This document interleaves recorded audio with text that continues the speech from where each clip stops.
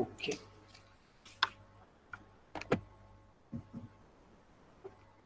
Those who have joined late, please put it in the chat box. I'll mark the present status later. Okay.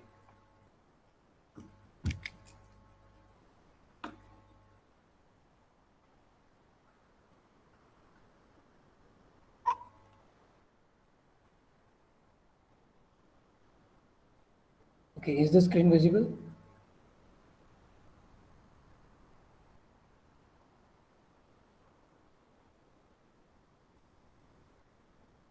Please confirm. Yes, sir. Okay. So, welcome to today's lecture. I think there was a gap between. So, let's have a quick revision of what we did. Let's brush up the things what we have learned. Those who have missed in the previous classes, there were many absentees in the previous week. So, we'll have a refreshing session and we'll understand every topic that we have discussed in this module, so that whatever we discuss in the further subsequent lectures, the basic behind those are clear. Okay, because what we discussed in previous lectures, 2 3 lectures, it forms your fundamentals, right? So without clarity in these fundamentals, and if we proceed ahead, then that might create a problem, right? So let me have a walkthrough of what we discussed. All the important will in this today's lecture will touch upon all the important aspects that we have to understand before moving forward, right? So in this today's lecture, yeah,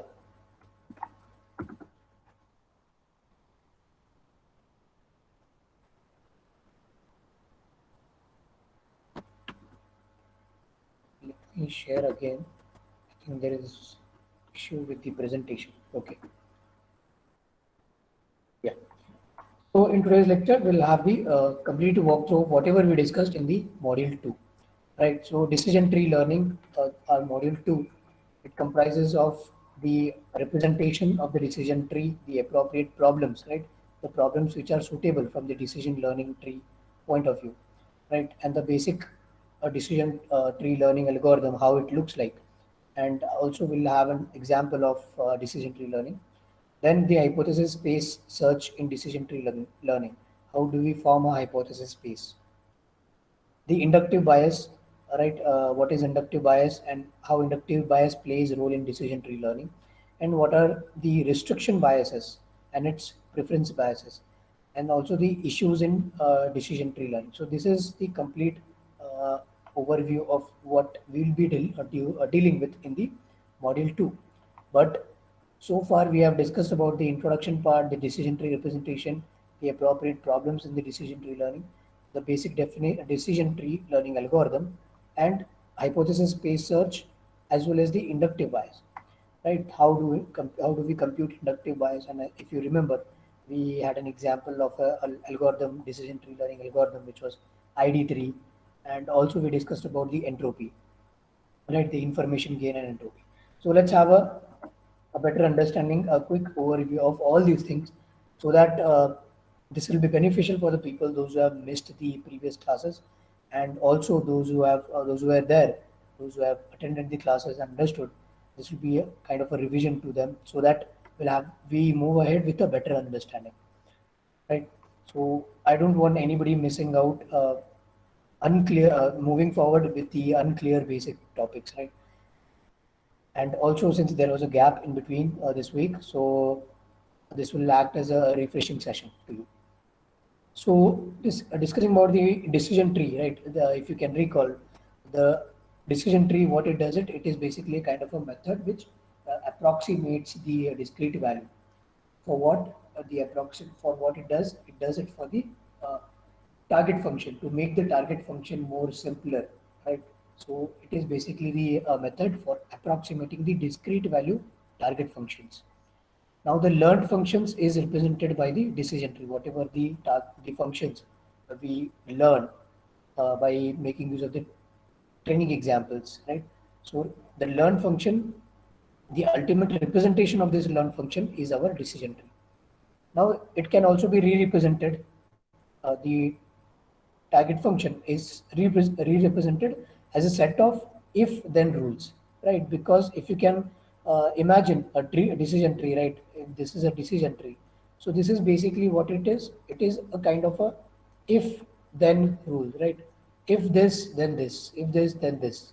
Something like that. So you can also re-represent a decision tree into a if-then rules. What it does, it basically provides us a better readability. That's it. Then the most popular inductive references algorithm is the decision tree learning algorithm is one of the most popular inductive reference.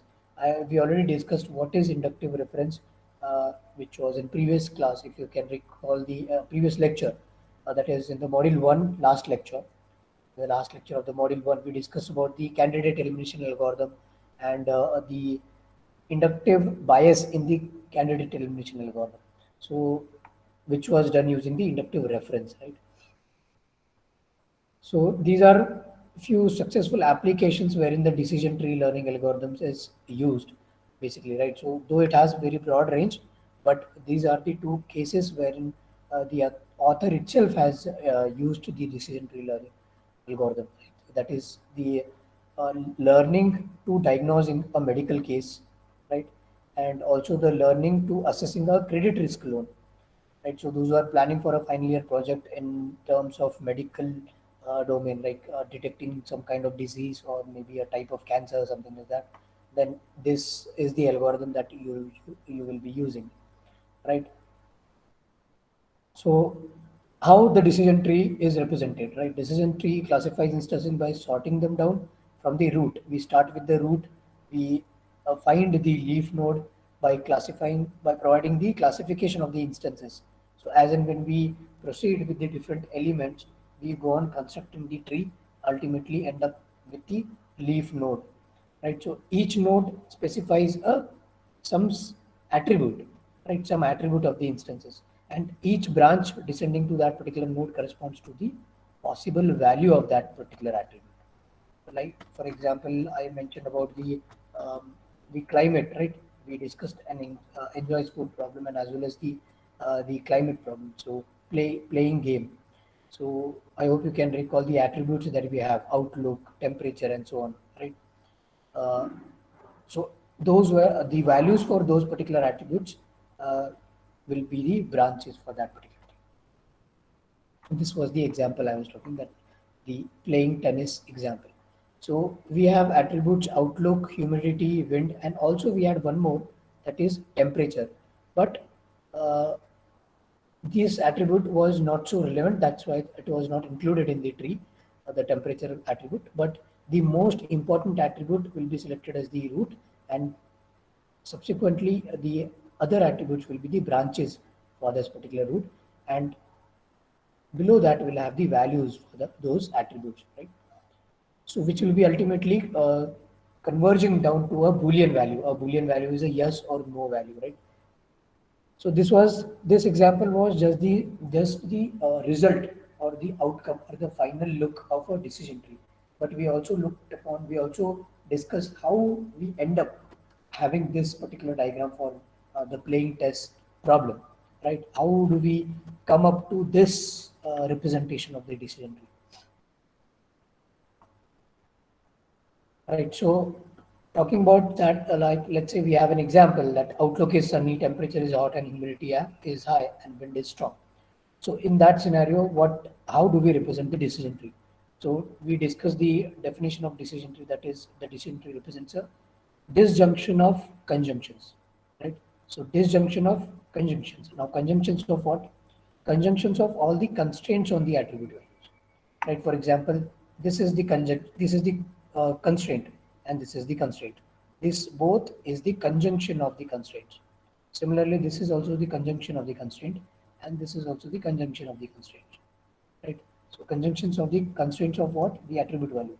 And whole this all together, this disjunction of all these conjunctions is nothing but the representation of our decision tree. So these were the points, the characteristics, if you can recall, that we look forward into the decision tree if we want to fit a particular problem into a decision tree learning. right? That is, the instances are represented by the attribute value pair. The target function should have a discrete output, yes or no, right? That disjunctive description may be required, and the training data may contain error. Now, one of the beautiful reason why we will be using decision tree learning is it can also be fit to the the training data, wherein we have some errors in those particular training data, unlike we saw an example of findess algorithm and candidate elimination algorithm. So those algorithms perform very poorly when we have any erroneous data, or the data that it has error. But on the other side, on the flip side, the decision tree learning algorithms gives us a fairly good result, even though we have any kind of a error in the training data itself. So this is you can filter out the algorithms, or you can decide which algorithm to be used depending on those characteristics, right? So if you're planning to have some kind of project wherein you have some errors in your training data, then you can consider the algorithms like decision tree learning algorithm. But if you don't have any error, if you're sure that you don't have any error in your training examples or training data, then you can think about the implementation of algorithms like finders and candidate elimination algorithm, because in that case those algorithms will give you better results. But if you can compromise with the errors, if you have errors in your data, but still you would like to have a better or a result, fairly good result, then you can move to the decision tree learning algorithms. There are other algorithms as well, but this is one among them. And the last characteristics is the training data may contain missing attribute values, right? So the data can have errors, or the data can be missing itself. The data might not be there. So in those cases also, decision tree learning algorithm will give you fairly good result. So this is the basic decision tree algorithm. What it does it, there are many different versions to this. There is not single version to decision tree learning algorithm, but the core concept of decision tree learning algorithm says that it employs a top-down greedy search. Now, hope you can recall what is top-down greedy search, right? So we start with top to down, traversing all the branches in a greedy fashion. So ID3 and C4.5 is the two examples that we have. But in this model we'll be sticking up to only ID3. C4.5 is just the a successor of ID3, you can say. So the ID3 algorithm, what it does it learns through the decision trees by constructing them top to down, like how a tree is. So what is the major question? The important question that arises is which attribute should be tested at the root, right? Because we are starting from top to bottom, but we have to define what is top first. Only then we can traverse down, right, through different branches and nodes. So this route is very important. Selection of this particular route is very important. How do we select this route? So each instant of the attributes, if you can recall the diagram, I want you to remember this particular tree structure in your mind, so that whenever I discuss these factors, you can relate it to the whenever I say training examples, whenever I say attributes, their values, the end result, the boolean value, right? The node, the leaf node, the root node. So this diagram you should keep in your mind, so that whatever the keywords that I make use of will be you can imagine these things considering this diagram, so it will be better understanding. Right. So when we talk about top-down approach, the first thing that comes into mind is the route. How do we go on to select this route? So in order to select a proper route, we have to select among the set of attributes that we have. The attributes here, in case of playing tennis, we have attributes like outlook, then wind, then temperature, then humidity, right? So we, amongst those attributes, each instance attribute is evaluated using a statistical test. Now, what is this statistical test? We will look forward. We'll have the test like entropy test, the information gain. those are the statistical tests. We will discuss about those things. But just to put it into a statement, like how to select this proper route is, we have to evaluate those attributes using putting into this model, that is the statistical test, and the statistical test will determine how well that particular attribute, whichever the attribute that we are selecting, how well that attribute will classify the training examples, right? How well that one attribute, that particular one attribute, will classify the whole training example. So that node will be our best node, and that best node will be assigned as the root node. So that will be our first node in our decision tree. Now, in after that, the process is same. That after deciding the root node, we define the possible values for it, and we go on descending the below nodes, right? And this particular repetition, this is done in a repeated fashion. This entire process is repeated, and this forms ultimately this end up having a greedy search for a acceptable, fairly acceptable, or a fairly reasonable decision tree, you can say. So this was the algorithm we saw. We saw about the ID3 algorithm. It takes training examples as the input. It takes the target attribute and also the attributes. So target attributes is the final attribute, and attributes is the set of all the attributes. So we start off with creating a root. We look for all the positive examples.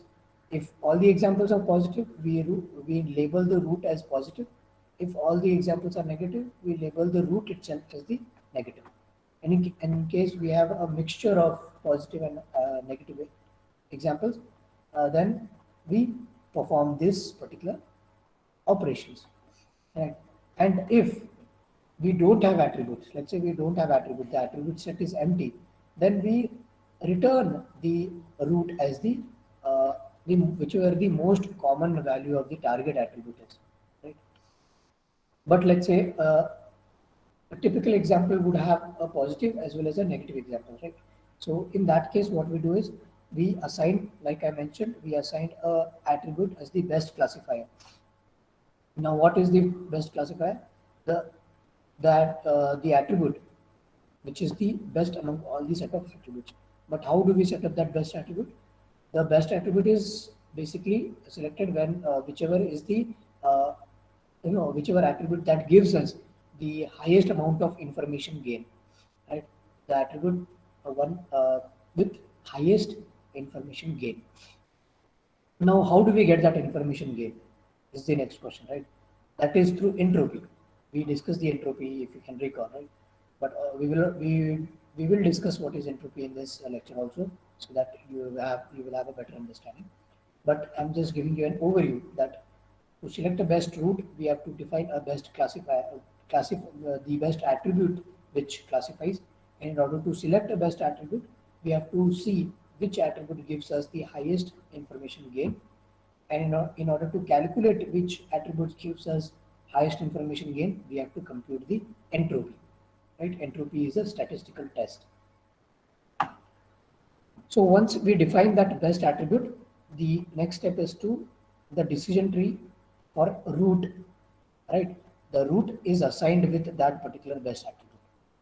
And then thereafter we will form the tree. How do we form a tree? We create a new root, the new nodes, we form branches, we traverse through the branches, and if we saw that there are, the ID3 algorithm has to be applied in a particular node again, then again we call the ID3 algorithm. This whole process is performed in a repeated fashion.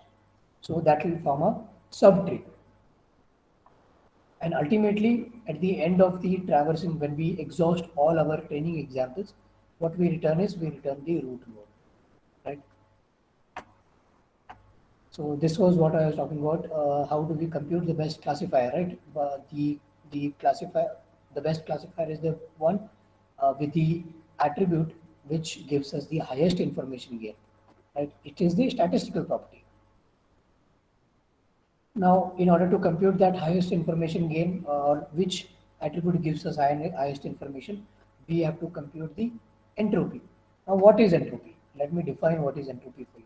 So entropy measures the, what it does, it measures the homogeneity. Homogeneity is nothing but for what is how many positives or how many negative training examples that we have. So it computes the or it measures the homogeneity of the set of examples that we have, or the training examples. Now, what is this? How do we compute this homogeneity? Entropy basically measures. It measures the commonly. It is a kind of a measure, or a, you can say, in broad terms you can say it's kind of a acid test, right? It is a kind of a test which is commonly used in the information theory. Now, I believe you must be knowing what is information theory, right? So anything with respect to data, any information that we get from the data is called as, it can be called as information theory. So entropy is one such factor which gives us meaning from that particular information, right? So it's a measure commonly used in the information theory called entropy, and what it does, it characterizes the purity or impurity, right? It characterizes either purity of that particular data or impurity of that particular data, right? So it characterizes the impurity or purity of an arbitrary collection of examples. Now, these examples is nothing but our training examples. Now, let me explain these things what we discuss here with a simple example. Let's say we have a collection of S. S is the sample examples, a set of sample examples. Now, S, that is our sample, will have some positive examples and also it will have some negative examples. So it's a combination of both the positive as well as negative examples. Now, for this particular set, this particular sample S, the entropy will be computed using this formula, right? So entropy of sample S is equivalent to negative of P positive log to the base 2 of P positive minus P negative log to the base 2 P negative. Now, what is this P positive and P negative? Right? Let me explain you this. So, this P positive denotes the portion of positive examples in the sample set, right? And P negative, as you must have already guessed it, right? That P negative is the negative portion, or the portion which has the negative training examples in the sample collection S, right? So entropy is the combination of both, that is minus P positive log to the base 2 P positive minus P negative log to the base 2 P negative. So this will give us the entropy. Now let me show you this with the help of an example. So let's say we have sample set S with 14 examples in it. Okay. Now this 14 is a combination of positive as well as negative. So let's say out of this 14, we have 9 positive. Okay. And let's say we have 5 negative.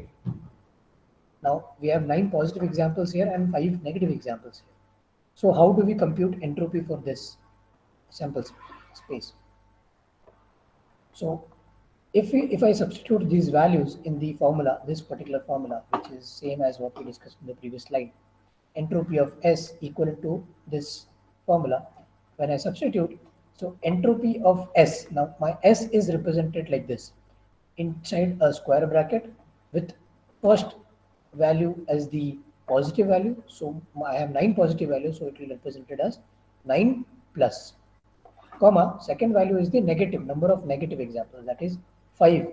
In our case it is 5 now, so it will be represented as 5 minus. So this complete thing is our representation of a sample space S. So entropy of this 9 plus comma 5 minus is equal to minus of, this is the minus sign here, this, and portion of positive examples, right? So this complete thing is our uh, P positive. Okay, this complete thing is P positive. Now portion of positive examples in the sample space. So we have 9 examples. So portion becomes 9 divided by 14. Log to the base 2, again portion of positive examples 9 by 14. Minus negative examples, that is 5 out of 14. Log to the base 2, 5 out of 14. So when you compute this whole thing, you get the value as 0.94. So this is our entropy for our sample space which have 9 positive examples and 5 negative examples. So what do we do? Now the question is, what do we do with this value, right? What is this 0.940? So this is just an entropy factor you can consider. Now, one important thing that we have to note here is that in in this particular formula, that is entropy of S equal to minus P positive log to the base 2 P negative positive minus P negative log to the base 2 P negative. In this formula, when we have portion as 0, right? When we have, let's say, positive portion is 0 or a negative portion is 0, in that case, our entropy will compute to 0, right?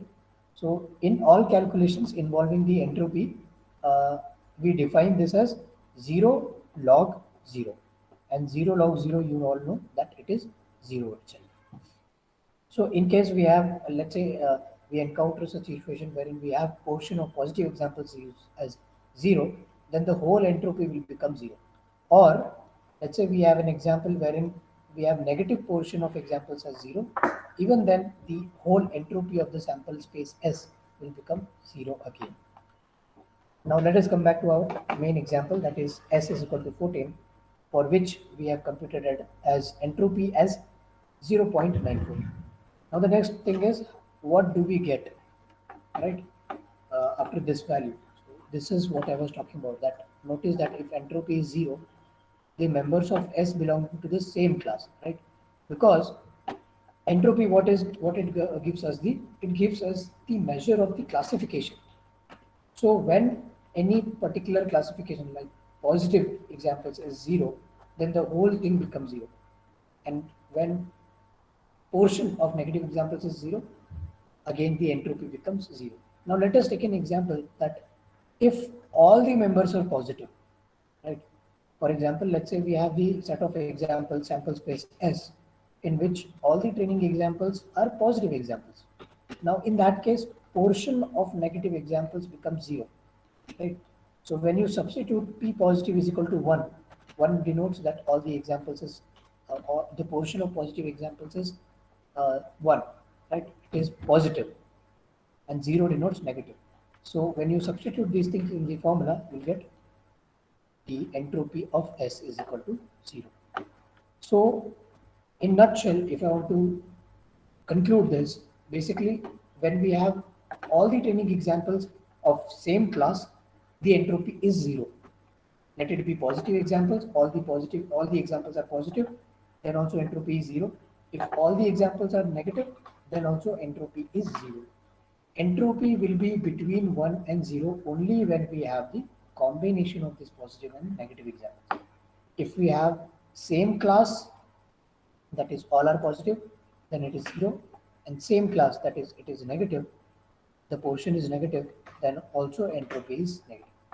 Now, another important aspect that we have to remember here is that the entropy is 1 when the collection contains equal number of positives as well as equal number of negatives, right? So I hope this is clear now. Like for example, I have 14 uh, training examples, right? My sample space is 14, out of which let's say I have 7 positive examples and 7 negative examples. So in that case, my entropy will be 1, right? So I hope you are able to sort out the difference now, that when we have same class of examples, then entropy is 0. When we have equal number of classes, that is equal number of positive and equal number of negative, then the entropy is 1. And anything in between, that is anything the collection, if the collection contains the unequal number of positive and negative examples, then entropy will lie between this 0 and 1, zero point 0.5 or 0.2 or 0.9. Right? So in our previous case, that entropy wherein we have 9 positive and 5 negative examples, we saw that entropy we computed was 0.94. Right? So if I have to plot a diagram for this, if I have to plot a graph for this, then this will be the graph, that entropy of sample space S, and this will be the portion of, let's say, positive portion.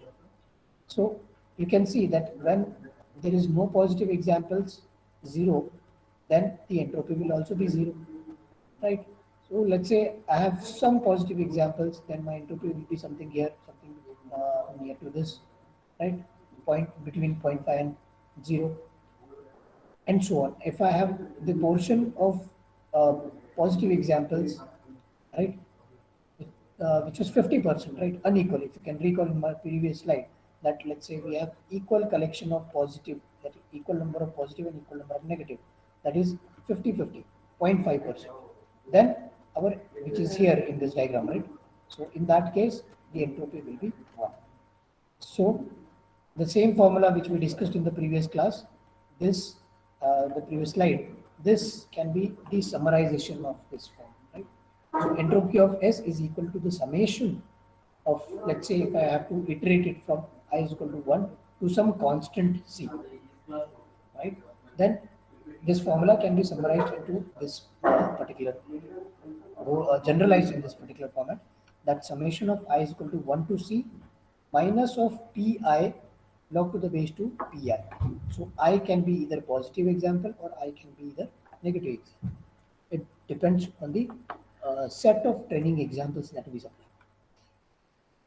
And as I mentioned, the entropy function relative to a Boolean classification, that is either positive or negative, as the portion P positive of the positive examples varies between 0 and 1, right?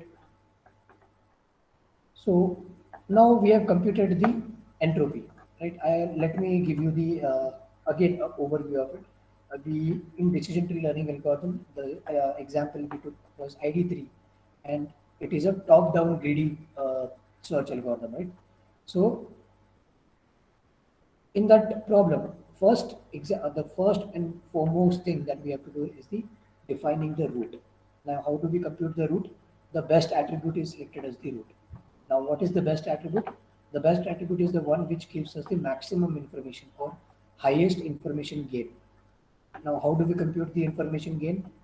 Through the entropy. So I already told you how to compute the entropy using this formula, right? So once we got this entropy, next step is to compute the information gain, right? So how do we compute this information gain? Now, first of all, what is this information gain? So like entropy, information gain is also a factor, or it's a measure. It's a measure of what? It's a measure of effectiveness of that particular attribute. Now, this effectiveness of a particular attribute will help us in classifying the training data, right? So, depending on that, we can construct the further branches of the tree or subsequent nodes and ultimately the leaf node. So, once we compute the entropy, the information gain, how do we get the information gain? Basically, information gain is the measure of the effectiveness of an attribute in classifying that particular data. So it is simply the expected reduction, right? It is the expected reduction in the entropy. Expected caused by what? It is caused by partitioning the examples, the training examples, right? Partitioning on the basis of what? Partitioning on the basis of uh, according to this attribute. For example, we took an example of playing tennis, right? So playing tennis has attributes like outlook, the wind, temperature, right? And depending on the partitioning of examples of these particular attributes, we will get the expected reduction in the entropy and ultimately we'll get the information gain. Now, this is a general format or a general formula to compute the information gain. We already saw how to compute entropy, right? So this entropy is a part of the whole formula of the information gain. Let me simplify it. The information gain, let's say we have information gain for the sample space S and attributes, set of attributes as A. So it will be information gain will be represented as gain of S comma A of an attribute A relative to this collection of examples S as this. Right? So this is the formula for the information gain. Now I can clearly make it out that information gain is equivalent to the entropy of the whole sample space, right? The complete sample set minus the summation of all the values of the attributes. Now, what values? The values is basically it's the set of all the possible values for the attribute A. For example, let's say temperature, or let's say humidity. So high or low, those are the values for the attribute humidity. Right? So values of that particular attribute A, value of A is the set of all the possible values for the attribute A, and SV is the subset of sample space S for which the attribute A has the value V. Okay, so if I have to represent that, this is the representation formula for that. Okay, so SV is equal to the small letter s. Now note the difference here. This is capital S denotes the sample space, and the small letter denotes the subset of it. Right. So SV is equal to S, which S belongs to the capital S set of all space, such that the attribute of that subset S is equal to that particular value. Now, once we have that, we will compute the information gain, and then the information gain, as you can see, that information gain S comma A is the information provided about the target function, right? Information which is provided about the target function value. Now let us have the same thing with an example. So this is our example for the playing tennis problem. So let's say I have these many set of training examples. So right from D1, day, which stands for day 1 to day 14. So we have 14 examples, 14 conditions you can say, or 14 possible values for the attributes like outlook, temperature, humidity, and wind. We have 4 attributes, and ultimately we have the target function, that is play tennis. So we will have a look upon how do we go ahead with ID3 algorithm, taking these training examples, and how do we end up having the diagram which I showed you in the previous lectures. How do we end up having that particular diagram as our decision tree for playing tennis. So before going ahead, anybody having any kind of doubt, I will take the same example so that you can relate to the things. Yeah. Anybody having any problem understanding things so that we'll make the things clear and only then we'll proceed.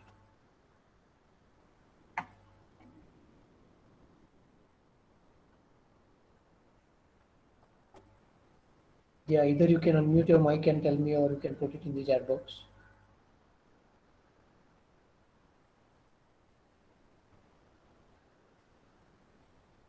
Okay, so you can stop me anytime when you didn't understand anything. So whatever we discussed now, let us have an example to it, and we'll have a better understanding of what is this entropy and what is this information gain that we are talking about in the terms of formula here. Let's say we have a sample space S, which is, as I said, it's a collection of training examples. Now, in our case, it is the number of days, right? It is from D1, D2 to D14. So we have 14 training examples. Now D1 to D14, this is our sample space, capital S. It's a collection of sample space, collection of training examples. So suppose S is a collection of training examples days with the attributes wind and other attributes like temperature, outlook, humidity, and so on. So these are our attributes. And out of which, let's say the attribute wind, it has the values like weak or wind, weak or strong, right? So either the wind is weak wind or we have strong wind. This is two possible values for wind. Now assume that S, which is our collection of the training example, S in our case, let's say S is the collection of 14 examples, and out of which I said 9 are positive and 5 is negative. So suppose the 6 of the positive examples, right? Now please focus here. This is very important that, let's say, out of the 9 positive examples, 6 of the positive examples and 2 of the negative examples have wind as weak value, right? So positive examples, out of 9 positive examples, 6 positive examples have wind as weak, and at the same time, out of 5 negative examples, 2 negative examples have wind as weak, right? So let me show you the table here so that you can correlate. Now, these are our negative examples: 1, 2, 3, 4, and 5. So, like I said, we have 9 positive and 5 negative examples. This is our sample space, right? Okay. And out of this 9 positive examples, uh, let me quickly point it out. The attribute value wind here, weak, we have weak as here 1, 2, 3, and then 4, 5, and 6. I'm only considering the weak value for the attribute event for the only for the positive example. So total we have 6 examples wherein we have weak for the attribute event, which is a positive example. Now the same for the same attribute event and the value strong, the negative examples that we have is 2, only 2, right? So we have 2 of the negative examples that wind is equal to weak. Let me show you in the table here. Negative examples are these 5 examples, and out of which we have this particular training examples, which is D1 as weak, and also D8, right? So only two, only these two, right? As you can see, so out of 5 negative examples, we have 2 examples which are negative examples, but the wind is weak, right? Yes, and as you can see, the remainder have the other following the remaining of that is remaining 3 positive examples and remaining 3 negative examples. They all have wind as strong here. Now, once we have this segregation of number of attributes which has weak wind quality and number of attributes with strong wind, we can simply divide it into this fashion. The information gain due to sorting the original 14 examples by the attribute only by the attribute wind. Now, now please uh, focus here that we are only talking about the attribute wind here.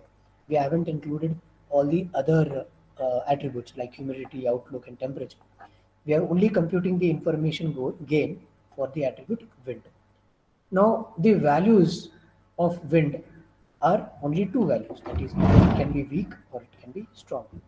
So, out of S is equal to 9 positive and 5 negative examples, S weak is 6 positive and 2 negative, which I just discussed in the previous slide, and S strong becomes 3 positive, comma 3 negative. So this whole will compute to the our sample space, the whole sample space, our main sample space, that is S is equal to 9 positive and 5 negative. And we have already computed the entropy for that, if you can recall, 0.94, right? So once you put that into our main formula for information gain, which is this formula, so entropy of S, which is this, which we have already computed, minus the summation of the weak as well as strong values for the attribute wind, right? That is computed. Now, how it is computed, you can see the portion, the number of values, that is 8. This is 8, and this is 6. The total number of values for S weak is 8 and S strong is 6. So 8 out of 14 into the entropy of S weak minus 6 out of 14 entropy of S strong.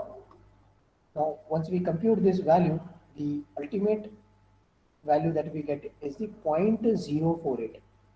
Now this is the information gain, or the highest, the information gain that we get for the attribute wind. Now this is one information that we have got for particular attribute wind. Similarly, in similar fashion, when we compute the information gain for outlook, then we have to compute the information gain for temperature and as well as the information gain for uh, humidity.